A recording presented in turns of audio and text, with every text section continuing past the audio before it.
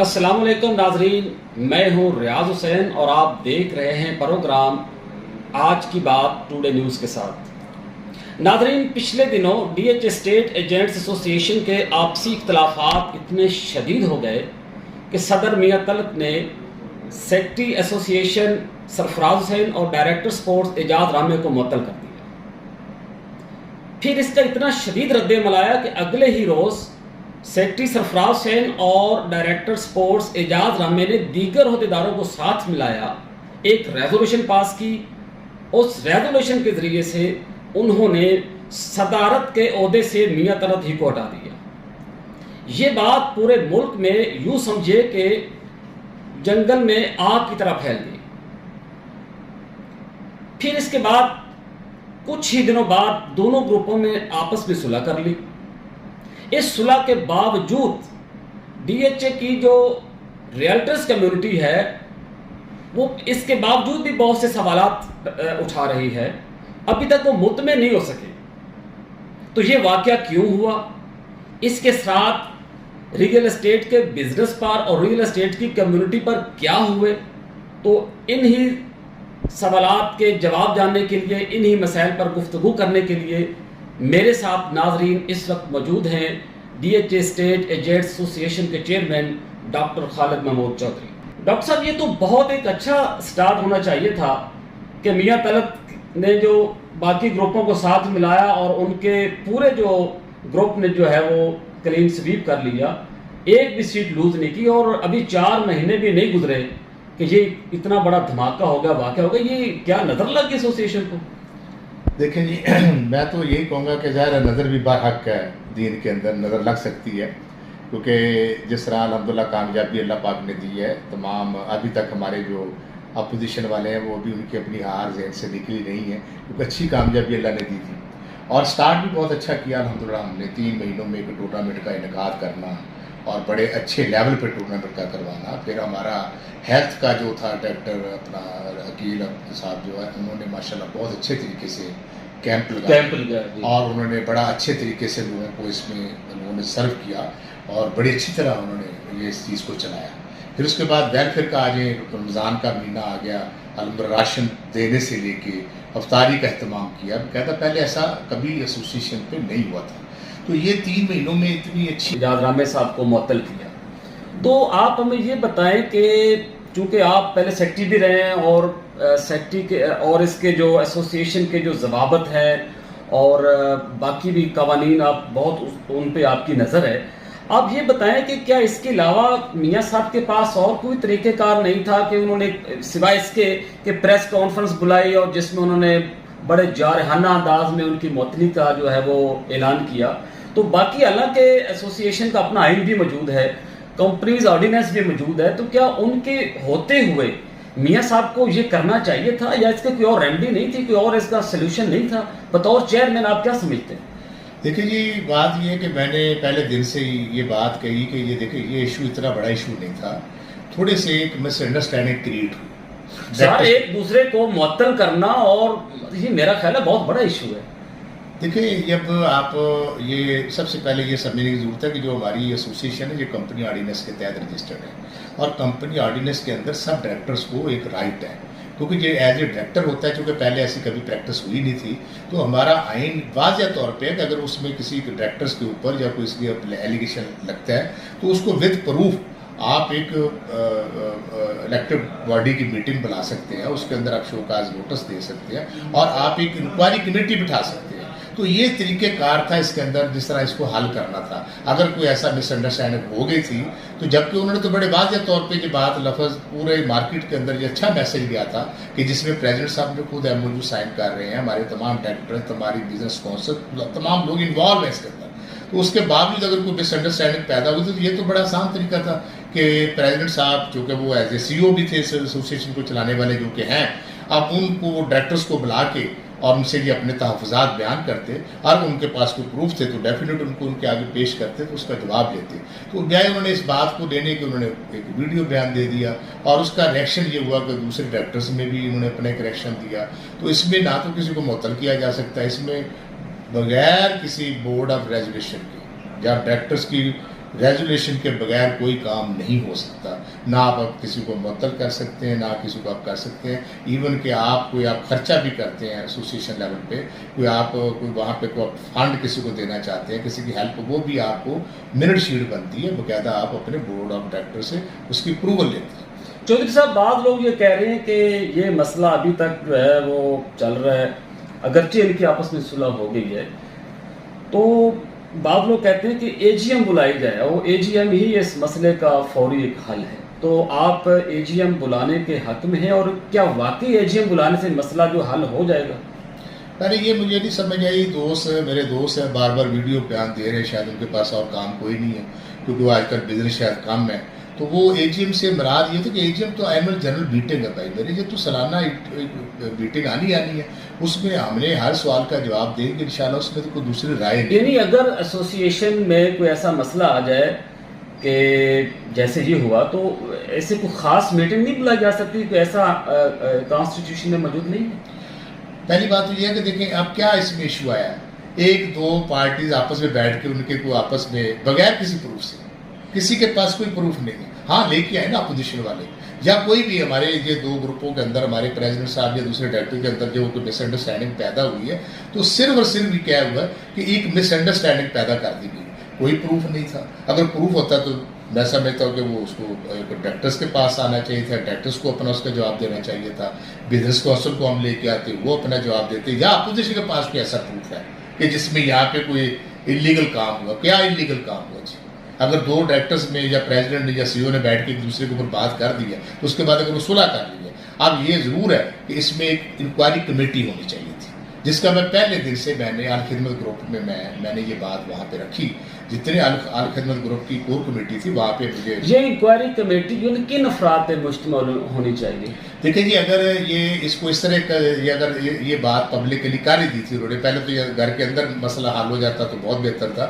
اگر یہ گھر سے باہر مسئلہ گیا تو یہ سینئرس کی کمیٹی بنا دی جاتی جو ہمارے جن کے اوپر تمام کا اعتماد ہوتا ہے، جو ہمارے مارکیٹ کے سینئر لوگ ہیں، پرانے لوگ ہیں، ہمارے ماشاءاللہ جن کے ایکسپیرینس ہے، تو ان کو بٹھا دیا جاتا ہے کہ یار یہ چیزیں ہیں، آپ اس میں یہ کویشچنز ہیں اور یہ اس میں تھوڑے سے تحفظات ہیں ایک دوسرے کے، اگر ان کو آپ انکوائری کریں تو وہ انکوائری میں بھی کیا نکلنا تھا. اگر پروف ہو تو آج بھی میں کہتا ہوں کہ اگر اپوزیشن کے پاس کوئی پروف ہے، کوئی انہوں نے اگر غلط کام کیا ہے، اگر کوئی اس کے اندر ہے تو آپ لیں. تو اس میں اے جی ایم سے کیا مراد؟ آپ لیں بھائی، آپ کا حق ہے. آپ انہوں نے اگر غلط کام کیا ہے، اگر کوئی اس کے اندر ہے تو آپ لیں. تو اس میں اے جی ایم سے کیا مراد؟ آپ لیں بھائی، آپ کا حق ہے. آپ ان کا یہ حق ہے کہ وہ آپ کو سیٹسفائی کریں. اگر آپ کا کوئی ڈائریکٹ ایسا کوئی کویشچن ہے، اب یہ بات کیا شان ہے کہ یہ آپ دو آپس میں لڑے ہیں، آپ نے غصے میں جو ایک دوسرے کے ساتھ باتیں کی ہیں نا، تو وہ جو آپ نے ایک دوسرے کے اوپر ایلیگیشن لگائے ہیں تو اس کا ہمیں پروف دیں. اور بھائی جب اس کا کوئی وجود ہی نہیں تھا، تو جب وجود نہیں تھا انہوں نے بڑی جلدی ریلائز کر لیا کہ یار یہ ہم غلط ٹریک پہ، ہم نے ایک غصے کی حالت میں، شیطان ہے نا، کہتے ہیں غصہ حرام ہے، تو غصے کی حالت میں ایک بندے نے ایک ایکٹ کیا، ویڈیو دی، دوسرے نے اس کا ریئیکشن شو کر دیا. تو حالات شیطان تو رمضان میں ہم نے تو پڑھا اور سنا ہے کہ قید ہوتا ہے، تو یہ شیطانی کام پھر بھی ہو گیا. اصل میں بات سر یہ ہے کہ جہاں بھی پیسے کی انوالومنٹ ہوگی نا تو وہاں پہ ایک تحفظات ہوتے ہیں. میں اس حاکم میں نہیں ہوں کہ ایسوسیشن بیسکلی تو بنی ہے ویلفیئر کے لیے. یہ پچھلی ایسوسیشن نے روایت ڈالی، اس سے پہلے میں جنرل سیکرٹری تھا، کبھی ایسا نہیں ہوا میں ایز اے جنرل سیکرٹری کوئی ہم نے کسی ڈیولپر کے ساتھ ڈیل کی ہو، کوئی بزنس لے کے آئے.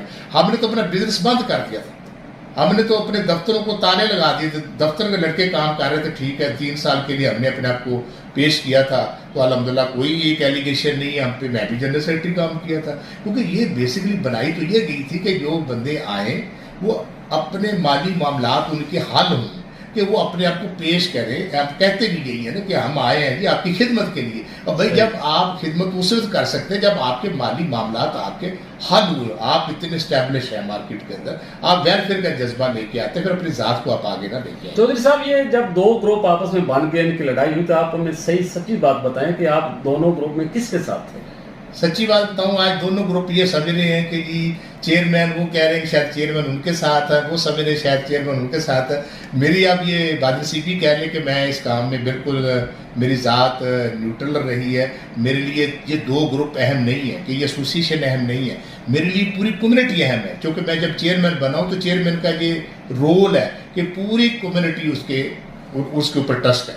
کہ اس کا رول ہے کہ اگر کوئی یہاں پہ گلٹی پایا جاتا, اگر یہ انکوائری کمیٹی, میں سمجھ تو اب بھی لوگوں کے جو جتنے سوال ہو رہے ہیں تو یہ ایک انکوائری کمیٹی کے تھرو ہی حل ہوں گے, تاکہ وہ اپنی فائنڈنگ دے کہ آیا اس کے اندر کچھ ایسی بات تھی یا صرف اور صرف ایک مس انڈرسٹینڈنگ تھی کہ یہ کوئی وجود نہیں تھا کسی بات کا جس کو یہ اچھالا گیا.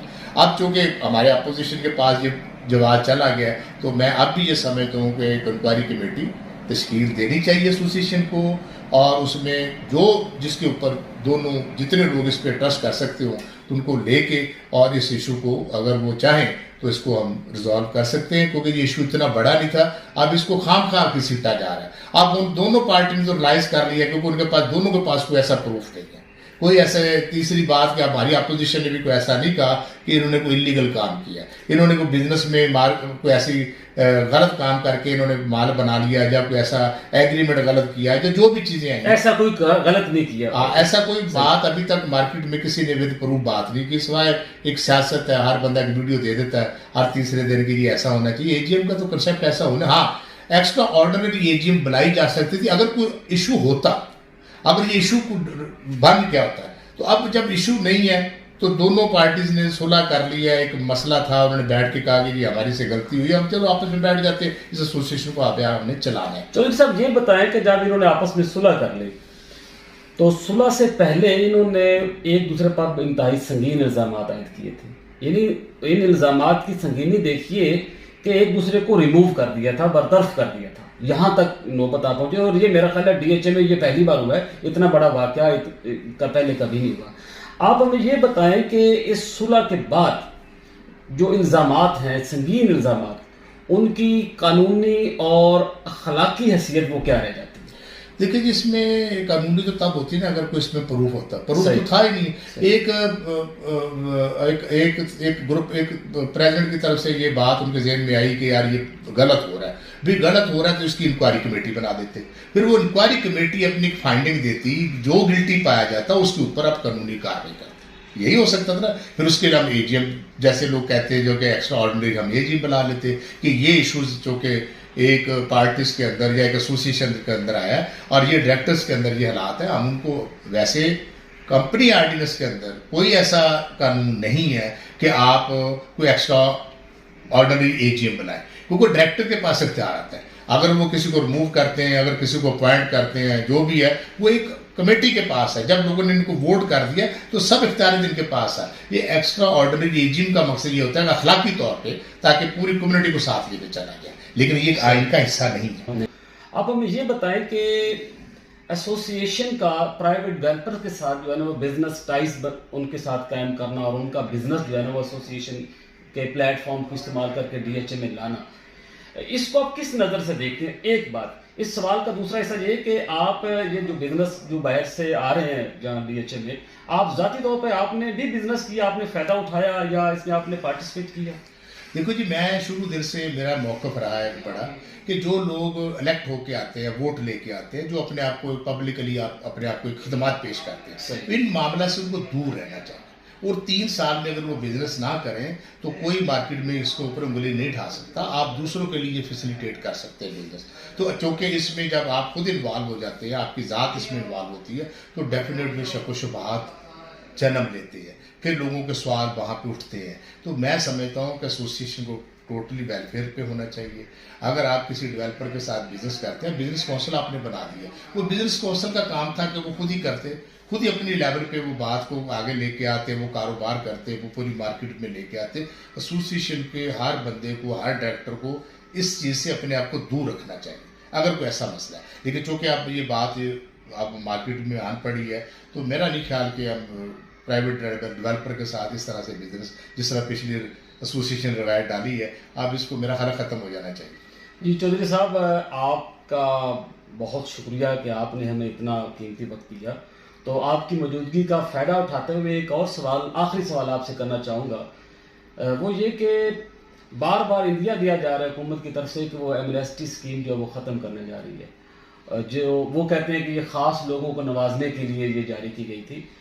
آپ چونکہ ریئل اسٹیٹ کے بزنس پہ خاص طور پہ آپ نظر رکھتے ہیں, پورے ملک میں آپ सारी जो बिजनेस एक्टिविटीज़ हैं, रियल एस्टेट या प्रॉपर्टी के बिजनेस की जो एक्टिविटीज़ जा रही हैं, आप उनको बहुत अच्छी तरह से समझते हैं।